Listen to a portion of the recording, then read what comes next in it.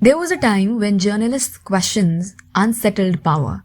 Today, mainstream media and the political system share such a comfortable relationship that genuine scrutiny is often treated as hostility. This became evident when senior journalist Anurag Chaudhary questioned Madhya Pradesh's urban development and housing minister, Kailash Vijayvargiya, about the Indore drinking water tragedy. The question was neither rhetorical nor political theatre. It concerned deaths caused by sewage mixing with drinking water. Instead of an answer or accountability, the response was dismissive, followed by the use of the word ghanta, a reaction that symbolized how power currently views both journalists and citizens. What made that moment more significant was that Indore is not an exception. Around the same time, Gandhinagar in Gujarat reported over 100 typhoid cases due to contaminated water, while other cities across the country continue to see outbreaks of diarrhea, hepatitis, and waterborne diseases, often without national outrage.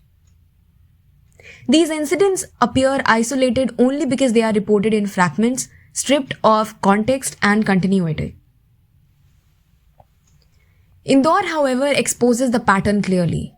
In the Bhagirathpura area, at least 14 people lost their lives and more than 1,400 fell ill after consuming contaminated drinking water. Symptoms such as vomiting, diarrhea, and dehydration were reported from 19 December onwards. Yet, residents had been raising complaints for months, some say for over a year, about foul smelling and bitter water. Investigations later revealed that a leak had developed in the main drinking water pipeline supplying the area.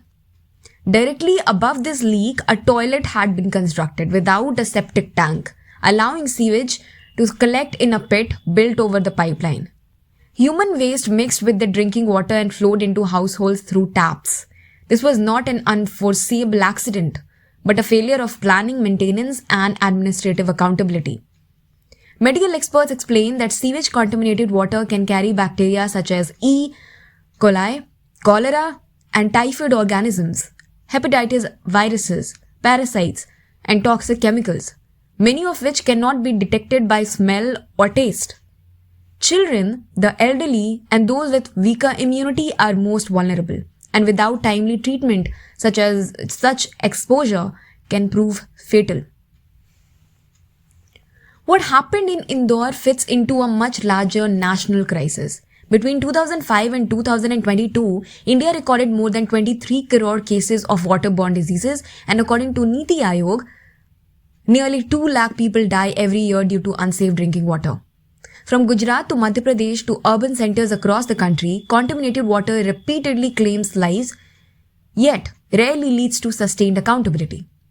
Politically, the Indore case is particularly uncomfortable because the BJP has governed the city for over 25 years, and bringing Narmada water to Indore through pipelines has been one of its flagship projects.